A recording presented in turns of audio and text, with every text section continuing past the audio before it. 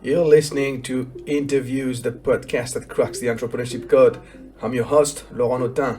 I'm an entrepreneur, coach to entrepreneurs, and startup mentor with more than 20 years experience running companies and advising entrepreneurs. Being an entrepreneur is the most difficult job there is. There are no practical guidelines. So join me every week and learn how you can better navigate your entrepreneurship journey and become an exceptional entrepreneur. This is episode 131. My guest is Linh Podetti. She's been in the outsourcing space for over a decade and have created thousands of jobs over the years for people in developing countries. She's the founder and director of Outsourcing Angel, an Australian-based offshore recruitment agency that specializes in providing premium virtual assistants from the Philippines to companies around the world like Australia, New Zealand, the US, Canada, UK, Europe, and Dubai. Linh is often called the Energizer Bunny because of her boundless positive energy and enthusiasm. She is passionate about living a fulfilled life and strives to build a life for herself and others that is filled with joy, love, and laughter. Hello, Linh. How are you today? Hello, Lauren. I'm very, very good. Thanks for having me. Right. So are you full of joy, love, and laughter today? Always smiling. Of course, there are moments of anger and sadness, but I only allow 3 seconds and that's it. How do you do that? I think there's no point in dwelling in it. And so I think I was blessed with the ability to forget and forgive very easily. So I remember when I was younger, I had a boyfriend and I would get angry, and then a few minutes later he talks to me and I'm talking to him back. I'm like, I thought I forgot to be angry. I Yeah. think I've just always been that type that kind of forgets really quickly and just move on with life, and just focusing on the positive. Nice. I'm French. I need to learn from you. But tell us a little bit about your journey from from the beginning, wherever you want to start to, when you became an entrepreneur. Yeah, okay. It's a long one, but then I'll try to be as fast as possible. But so I was born in Vietnam. I lived, that poor life. I understand what it's like to live in a developing country. Came to Australia at the age of 9. It was life-changing. Obviously, having the opportunity to study, living in a, more abundant life. But then my parents, being a new migrant, they had to really work from the ground up. They didn't have any money. So they started slaving away working in a sewing business. So they had all these sewing material clothing that they worked from home. And so then they worked long hours, from 7 a.m. to midnight. And I guess that was probably my taste of what it's like to be a business owner, except that I never wanted to be them. I remember them working like, all day, all night. No, there was no weekends for us. And they also decided to get me to help them at the age of 10. I thought it was fun and game at the beginning because it's like fun trying to sew. But then because I was so good, they got me to do more and more. And I became a child worker. And for the next like 5, 6, I can't remember how many years, it was like throughout my whole teenage years, I was actually working in their business.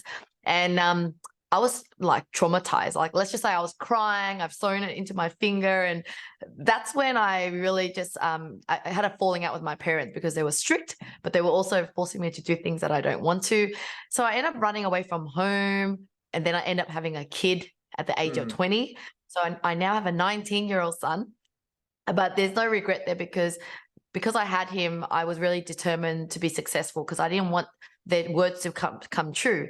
They said that now that you're a single mom, you're going to be a failure. You're going to, end up going on government support, just like every other single mom does. And so I was like, no, I'm not going to be that, right? And so that's why I was very motivated to start a business. And I didn't have any business mentors or anyone to try. And I was like, oh, how much is this? And he said, oh yeah, you can get it for $1. And I was like, oh, maybe if I sold it for $15, I can make a lot of money. And so that was my taste into an e-commerce business, which taught me how to, understand about digital marketing. And then also I stumbled across offshoring because I needed to get things done for my business. And then that led me into my, marketing agency, which was, doing all these digital work for clients using offshore team. But then I pivoted into a recruitment model. So Outsourcing Angel is what I do now. And what it does is obviously help you work directly with these offshore people. So that is like a short version of my long story. So you created Outsourcing Angel back in 2015, if I am correct. Why an outsourcing company? Yeah. So remember, I didn't have any skill set when I was starting out in business. But what I was doing for my e-commerce business was basically getting people to do things that I need to grow my business, from website development, SEO, all these new jargon terms that I've never heard of. But when you have limited money, you really needed to find people to do it cheaper. And so that's how I stumbled across the opportunity to outsource overseas. But I think, although I make a lot of mistakes like everyone else, outsourcing to people from overseas and getting burnt, there was something that really stuck with me in that sense, that I felt that this was a way to give back as well. So not only are you being able to get things done cheaper, I felt like I was creating jobs for people who are less fortunate than me. I was born in Vietnam. I know what life is like. So if you can hire people from Philippines, India, and all these other poorer places, I felt like we would, we can do good at the same time as helping our own business. So that was my love for it. And so I continue to kind of keep getting better and better at it. And it's just a skill set I became really good, that people were willing to pay me for that. Would you say like, you because you were talking about the fact that it's very, very important for you to give back. Do you consider yourself as some sort of a social entrepreneur? 100%. So, Yeah. At early stage as like 2013, I think, even though I was a small marketing agency at first, we were already started to do charity work over there. So we have one of our staff member has a cousin who's like a volunteer that treks over mountains in the Philippines, and we would send money over there, even if it was little back then, but we would always have been contributing to social missions. And so I often come over there as well, and I've gone on those mission trips, and we regularly donate 10% of our profit to these charity projects. And our VAs who come and work with our VAs, our virtual assistants who join us, they usually join because they're like, I really love that you're, contributing and helping my community. So creating a business that has social impact is really important for you. How would you advise other entrepreneurs if they wanted to do the same than you? What would you start? Yeah, I think if you could align what your business does with something that you care about, you will have so much more motivation in your business as well. Because business is hard. It's not just that, okay, you're doing good for the world. It actually gives you the strength and resilience to stay put. There are times where I'm like, you know what? It's easy for me to be a stay-at-home mom. I've made enough money. My husband's an entrepreneur. I can just make my life easy.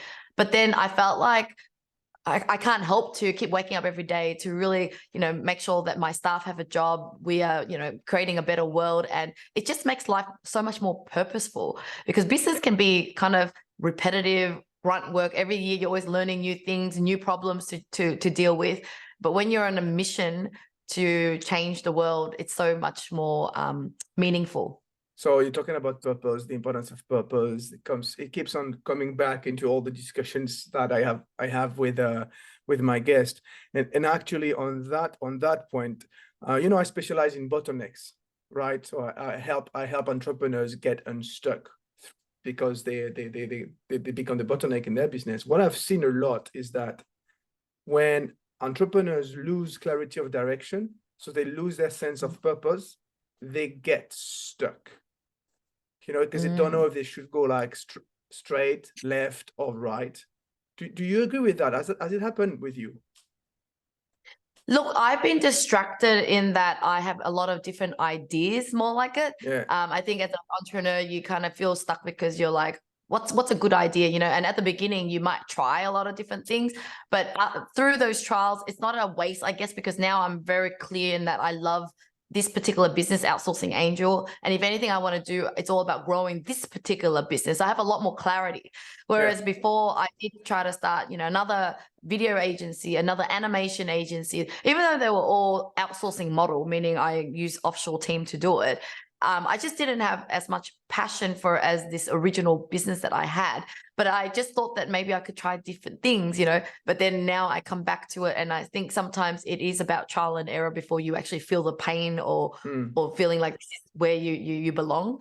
But the fact that you have clarity helps you run your business. That's what you're saying.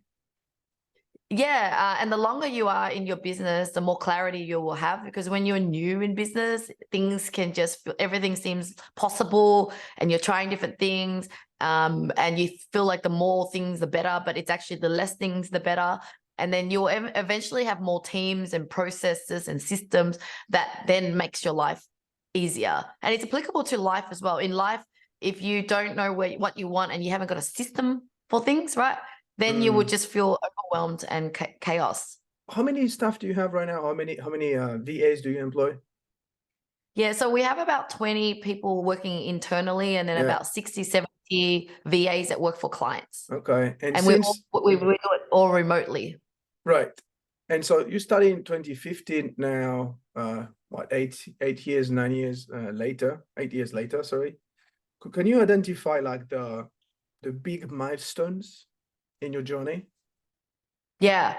So I would say that the success of Outsourcing Angel wouldn't have happened if I didn't have the first marketing agency first. So marketing agency was a different model, but it was still kind of having clients, doing digital marketing work, and then project managing it for clients, right? And that's where I started to learn how to create proposals, sales, and getting clients in, right?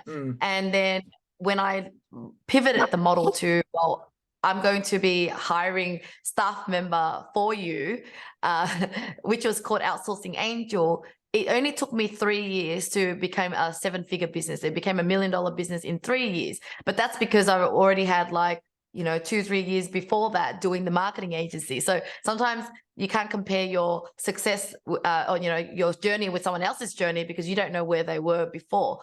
Now, the first milestone, the reason for that first success is also that I was able to partner with someone, a joint venture partner with someone who were able to focus on the marketing side, and I got to do operations. So it really helped us to take it to the next level faster in that first 3 years. And then I would say that, another big milestone was back in 2018, 19, when I no longer work with that joint venture partner, but I was able to hire a really great operations manager who then became a managing director.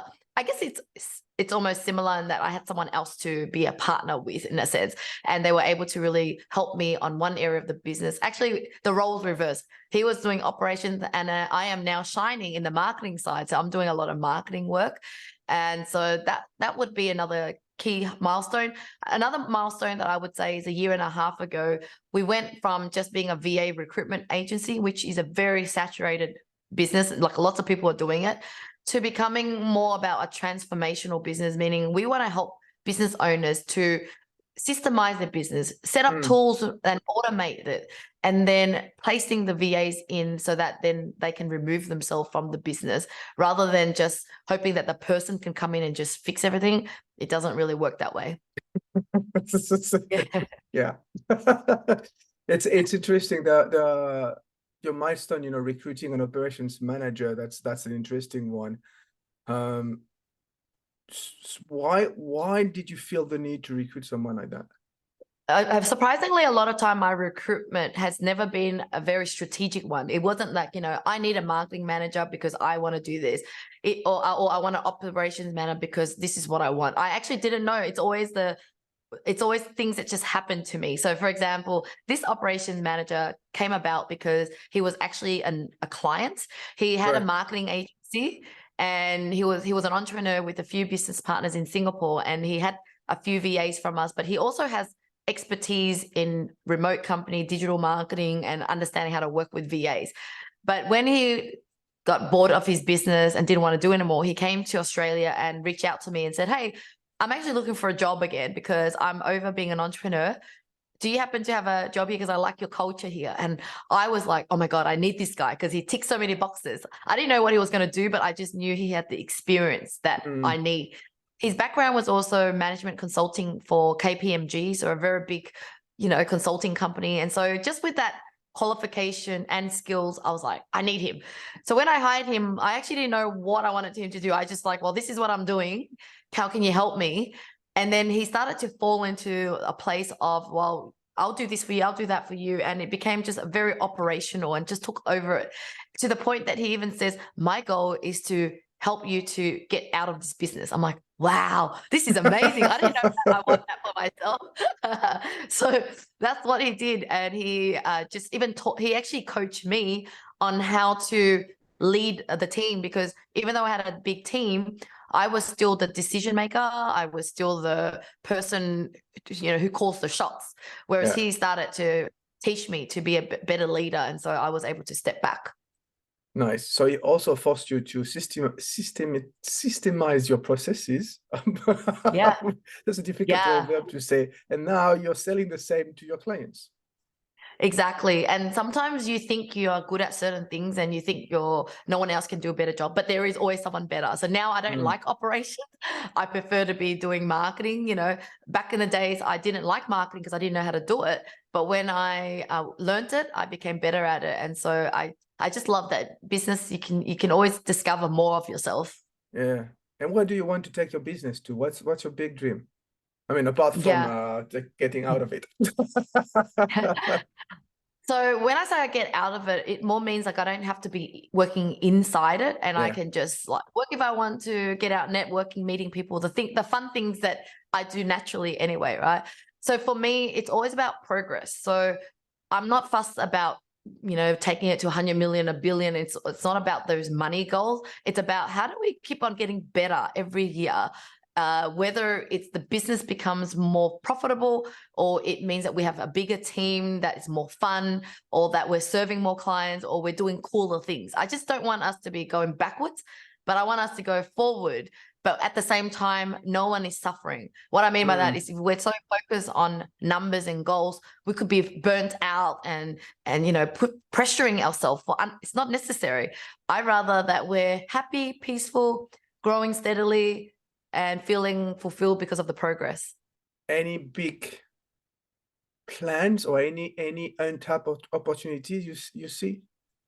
Yeah.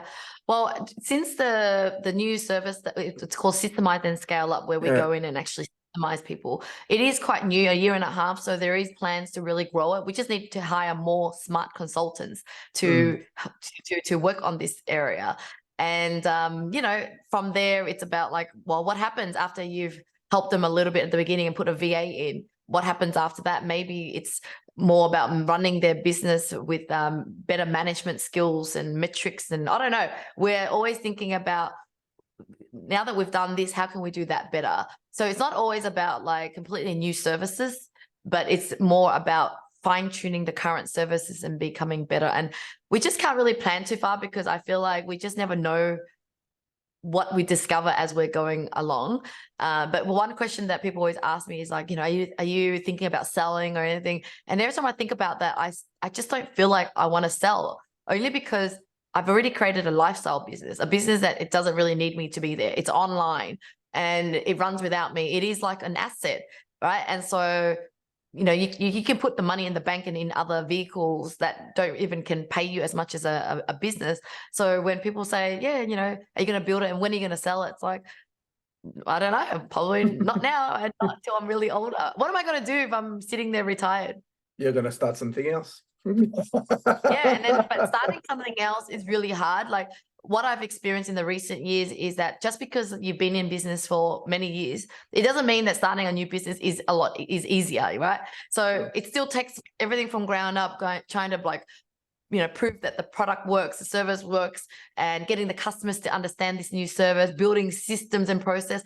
As I was doing that, I was like, no, it's like saying to you at 50-year-old going, hey, have a baby again. You're like, a baby again? It's like, no, I'm happy with my teenage kids, Yeah, I know. Yeah. Let's go back to your entrepreneurship experience. At the beginning of the conversation, we were talking about the importance of having purpose or making an impact. What are the other lessons you have learned along your journey? I think business is a personal development journey, really. The better you are at understanding who you are, improving yourself and your mindset and how you manage yourself and how you manage other people, it keeps challenging you to get better at that. And the more you're good at that, the more business gets better, really. And so, you know, it's not so much about what happens in business, it's about almost what happens with you. So I'm really proud that I started a business, because I wouldn't be who I am without that. You know, like nowadays I've challenged myself to wake up at 3 a.m. Consistently, working out consistently, because I need all that strength and time to meditate, to journal, because I'm running a business. But if I didn't have that business and I had a stable job, maybe there's no need to push myself to that point, you know. But when you have something hard to work on, you challenge yourself. Even reading books, you know, I have to read so many different books because there's skill sets I don't know, and so I read more, I meet people more. I wouldn't be able to meet so many people if it wasn't because I'm trying to grow my business, right? And so I think that is like one of the really key lesson that I feel that we could, you know, wrap our head around, that what business is all about. Of course, there's a lot of other lessons, but that's one of them. So what are you saying? It's important to take care of yourself, to build routines. I say that a business is really about working on yourself. Right. And because of a business, you will build your character. The indirect result of building a business is you becoming a better person. Okay. So embrace those challenges and be grateful of the challenges, because it's improving you as a person. So how has it improved you as a person? What have you learned about yourself that you didn't know? My resilience, my courage. For example, I have to make tough decisions sometimes where, let's just say there was times where my cash flow was negative and I hired too many people, but then, you know, I had to stick to my guts to say, no, I believe this is a correct decision and I'm going to push through. And with that resilience and courage, we got through it. And then the team loved me for it. You know, even the financial controller person was like, okay, I'm surprised, you know, and it takes a lot of that gut, faith, you know. And I think the other thing that has really helped me in recent years is my faith, you know, believing in God, knowing that, you know, sometimes you just have to be faithful that everything will work out. And so, yeah, it's just really got me to think and learn more about myself and about life, a lot more. Yeah, you mentioned courage. You need courage to wake up at 3 a.m. every morning. It's very early. What do you do? What do you do in the morning? Yeah, so I didn't start off at 3 a.m. I tried to do 5 a.m., but it didn't give me much time. Like my kids wake up at 6:30 already, so there's no much time. The whole point of waking up early is to do those things that feed your soul. So for example, journaling, meditating, reflecting on what you want to do this week or last week. I actually reflect on my monthly, quarterly, yearly. Like I just have a lot of time to think things, you know, and without that extra time, you can't do it. And then also I try to fit in my exercise early in the morning. But without the time, it's always so hard, right? You know, when you're like, I should do this, but it's like, I don't have time for it. And so I just realized that, you know, successful people do it. So why don't I give it a try? And then I found someone, you know, one of my VA who actually wakes up early at 4. I was like, oh my God, you do? If you can do it, I can do it. You're not any celebrity, rich people, or, you know, sometimes when you see someone far in the distance, you feel like it's not possible, but you find someone like a close friend that can do it. I believed it and I did it. And then so I tried to do 4 a.m. and it did work. It was fine. But then one day I met a girl who wakes up at 3 a.m. She goes to the gym at 4-ish. And I was like, what time do you wake up? She says 3. I was like, wow, maybe I could try that. And when I tried the 3 a.m., I found it to be the sweetest spot, meaning I had just so much more time. I felt so much better by the time my kids wake up, or when it's midday, I feel like I've already done all my work. So I'm very like just chill and happier. And so when you get used to this new habit, it's not a chore. It's not a punishment. People are like, why do you do that to yourself? It's like, I feel worse when I sleep in. And when I say I sleep in, it means 6 a.m. They're like, is that what you call sleep in? I sleep in and I feel sluggish, or I feel like I'm caught up in life and I'm not on top of life. So you're talking about systematizing.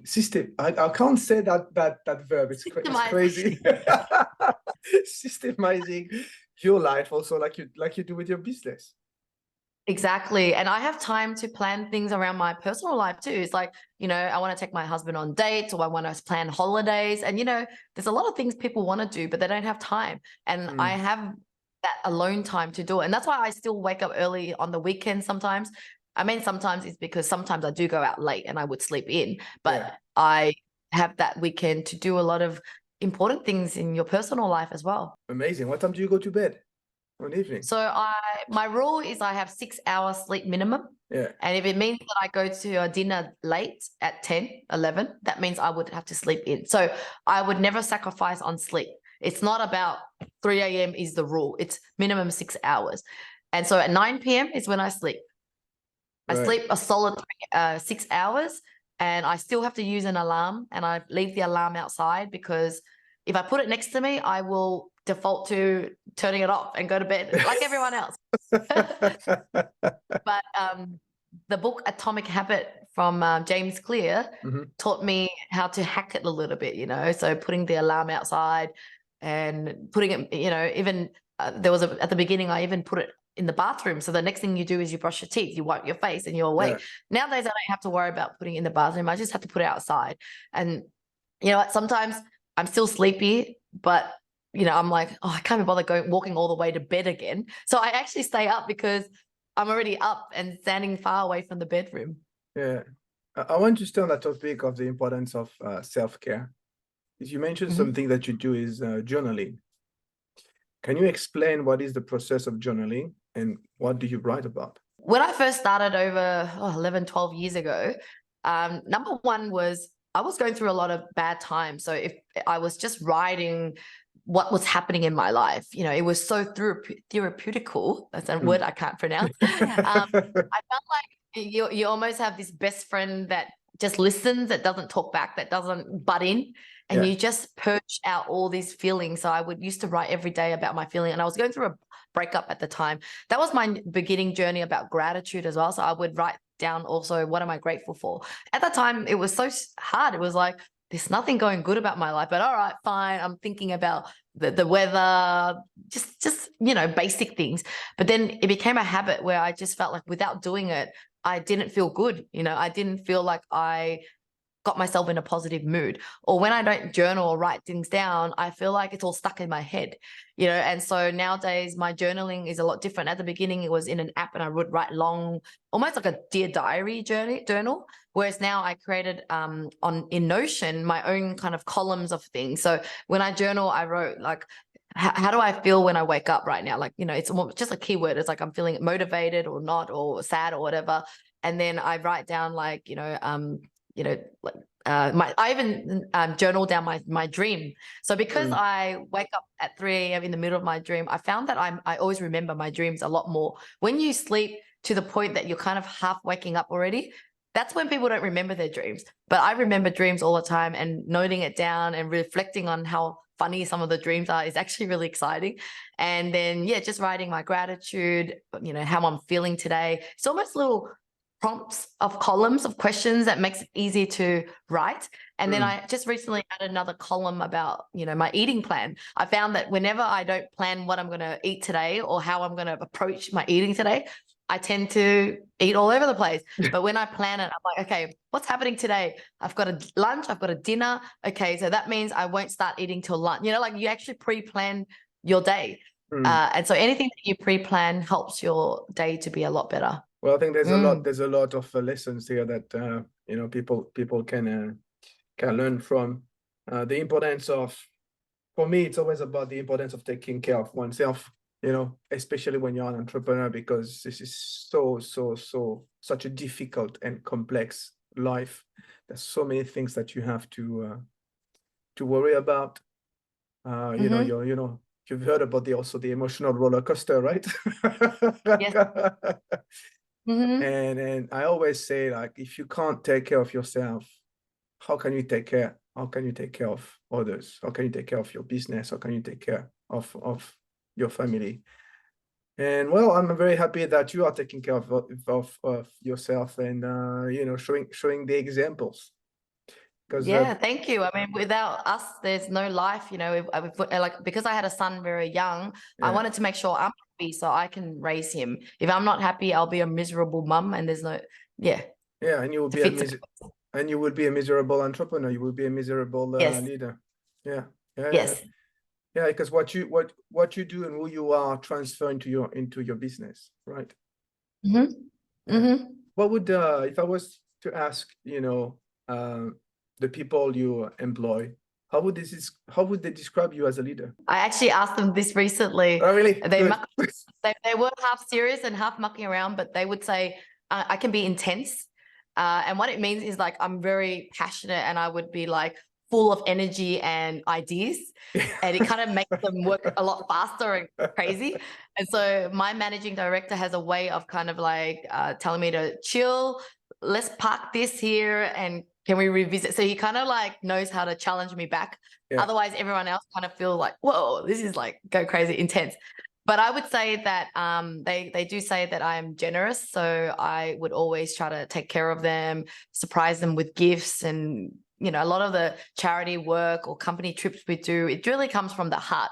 And I also am generous with my time, meaning I'm the one personally still doing all these fun virtual games and I host it. I'm personally making it fun and not just going, hey, can someone else go and create some activity for this? Because I genuinely care about these people. But yeah, I think the final thing is in general, if anyone meets me, I'm just full of energy. That energy does pass on to them. It makes our business very just exciting and energetic kind of workplace to be at, even though we're a remote company. We're that kind of high energy company. I'm not surprised talking to you after for 30 minutes. Yeah, I can feel the energy. Maybe after that you're gonna go back to bed. So Well, at 9 o'clock I have a really good sleep. I'm like tongue out, but I'm pretty okay till now. At a young age of 20 years old, having a kid, and also working from a young age at 10, I think I really learned how to multi-manage things and to have to deal with big things in life. And so I'm so used to fast pace, high pace that I can enjoy it with a happy smile. If you take all the experience, right, and you summarize it into one practical recommendation for other entrepreneurs or aspiring entrepreneurs, what would it be? I would say that business is not about starting something so that you can make the most money. It's really about how do you solve a particular problem in the marketplace that means something to you, so that not only are you starting it, you can really finish it, or maybe never even want to finish it in the first place, and you finish it strong and happy. And I would say that just because you have a business, it doesn't mean that you neglect everything else in your life. Business is just one part of your life. And you'll find that unless you satisfy every other of your life, from yourself, your family, time for your parents and health and fitness, there's no point for success, because there's so many people that have succeeded and they die from poor health, and there's no point in that. And I think a lot of people get caught up in business success, money, and forget everything else. So I would say just a good reminder to see business as one part of your whole life. Last question, how can people contact you? Yeah, easy answer. Google me. I am everywhere, from Instagram, LinkedIn. I have a website, linpodetti.com as well. My company is outsourcingangel.com. But yeah, if you search Lin Podetti, I am kind of everywhere at the moment. All right. Well, thank you very much, Lin, for your time today and your energy. Thank you so much for having me. Bye. And thank you for listening. Interviews Cracking the Entrepreneurship Code is available on all your favorite podcast platforms. Subscribe now so you don't miss any episodes. See you next time. Bye for now.